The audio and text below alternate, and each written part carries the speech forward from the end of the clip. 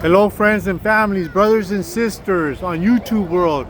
I'm here today. You guys that know our channel, we're about bringing awareness to homeless, addiction, and mental health.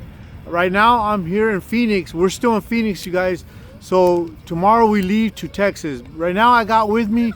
What is this building called right here? It's pretty cool. Train.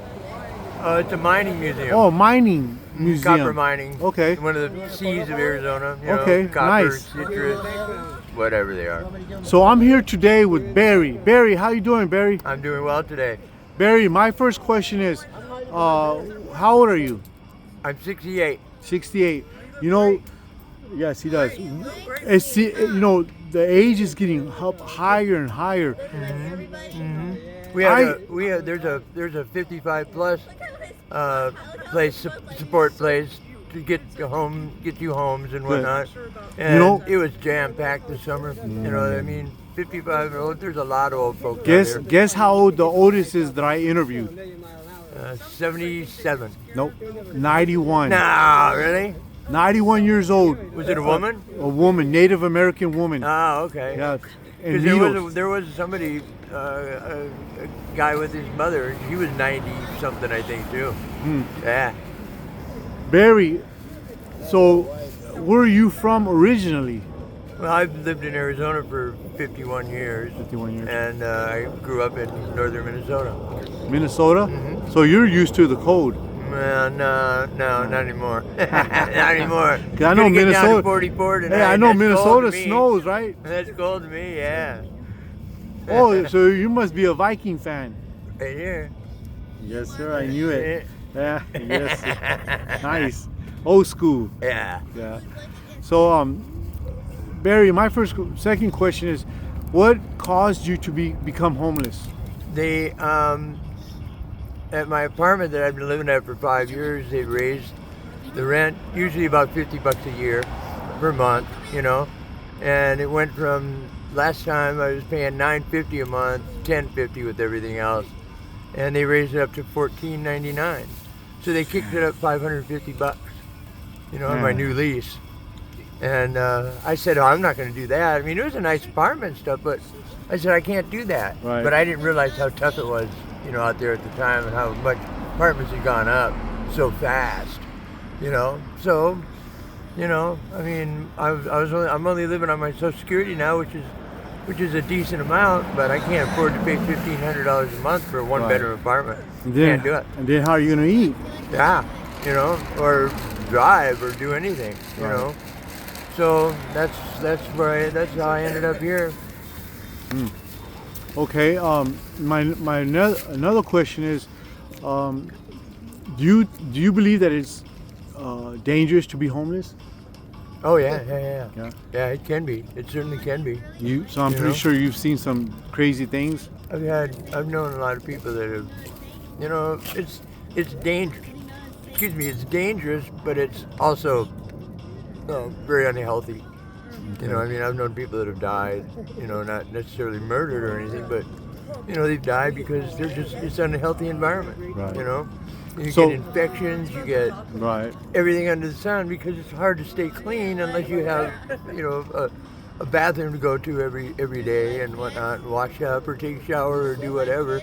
You just can't do it, you know. So one small thing can lead to a little bit bigger and chain reaction. Exactly.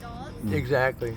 Okay. That's the really nice that you guys bad got part. Each other's back here, though. That kind You know, helps. then we have no place to go Support team for those kind of things. help each other out. Barry, so if it's dangerous for a man, do you think it's dangerous for a woman to be homeless? Absolutely. Absolutely. Women are taken advantage of out here every day, you know, one way or another. You know, I don't feel necessarily unsafe out here, like somebody's gonna, you know, knock me over the head or something. But, you know, it's hard to get, even when you know, all your shit gets stolen. You know, all you're doing is staying even out here, and people think it's real cheap, you know, to be out here because you don't have a mortgage, you don't have rent. You know what I mean? Hell, you're buying things 3 or 4 or 5 times because they're getting stolen or they're getting lost or getting broken out here. I mean, you just can't hang on to anything out here. Right. So you end up with a backpack and full of stuff that you need, and you just keep replacing things. So it's difficult living in those, in that kind of environment. Yeah, So I do you mean, guys- not that it's not dangerous, but usually if you're, if you mind your P's and Q's and stuff, you know enough people and stuff, you're going to be all right. Do the police mess with you guys? All the time. All the time. They were talking about refugees overseas that have been displaced 4 or 5 times. I said, hell, we'd get that in a day. They Right. move us from one block, we go down to the next block. Try to find some place that, you can just rest and, go to sleep. We found this right here, so for some reason, is kind of a no man's land. So they don't mess with you here. here? GPS goes by, and then city cops will go by, and nobody seems to mess with us here. We've been here for 3 nights, and I was here all day because I haven't been feeling well. But yeah, all the time. All the time. We can't. The one section close to a building, they consider that trespassing if you're touching that. Then it's the sidewalk. You can't do that anymore. And then the rest of it's city property. So they won't let you go on any of that, any sidewalks. They'll say we'll arrest you. So I see that there's 4 of you guys here, so there's probably safety in numbers, right? Absolutely. Right. Yeah, it's best to have a couple, 3 people or somebody watching your back, at least a couple, Right. And again, mainly to keep track of your property and stuff. I mean, I just had my walker stolen the other night. A walker? Yeah, and I can't really go anywhere without it. I have balance problems and I have breathing problems and stuff. So without a walker, I can't go more than 50 feet. So at that place I was mentioning, that 55 plus support place, that they don't service us anymore if you've been there too long. But the manager of that place said he's going to get me a new walker. Nice. Yeah, mine was really nice. I went online and bought that myself. Spent a couple $100 on it, and I've had that for just about 16 months, I think. And then all my stuff got stolen except for my clothes and a backpack. That's so that I'm left with nothing now. No ID, no nothing. Man, so you got to go Just all clothes. through the process again. Get your ID, get your birth Start certificate. all Man, over again. That's why I sucks. say you just Yes. keep replacing things, But it was light out. It was morning. It was 7, quarter to 8, probably. When they took your stuff? They just walked by. We were down close to downtown, and they just apparently just, I thought somebody was on the other side of me, but they weren't. They left, and so I didn't think about it. And then I looked down the street and I went, "Wait, where's my walker?" Yeah, they just apparently just took off with it, and all my stuff in the pouch, and then I had a bag hanging off of it. My fault. You got to be aware. You got to Right. be watching your stuff all the time. All the time. Do you guys utilize the stuff around here, like the programs like CAS or other programs? We're not. Most of us are not. We've been to shelter, and it's really, you got all the wrong people and wrong things going on there. They make it sound like it's a shelter. It's someplace to go to be safe and stuff, but it's creepy in those places. There's some hanky-panky stuff going on there. Yeah, I don't even want to mention what goes on in there, because it would just gross you out, So I'd rather be on the street. I had a friend of mine. I'd run with him for the last 3 years, and he just passed away a couple months ago. And so we were together all the time. We kept track of what we were doing. We were together 24 hours a day. So it's one of the things I miss him. How did he die? He had some medical issues just that mounted because we have problems getting medical care. What was his name? I'm sorry? What was his name? Danny Mackey. Danny Mackey. A really nice guy, really great guy, yeah. But close, somebody, I love him, but he's gone now. So I'm moving forward. doing the best I can. Kind of hard, huh? Yeah, that's When right. you I lose a think, loved yeah. one, someone that you care about. Yep, that's what you need. Is somebody real tight, you know, that you Right. can trust. Right. Because you can't trust really anybody. So he passed away in the streets?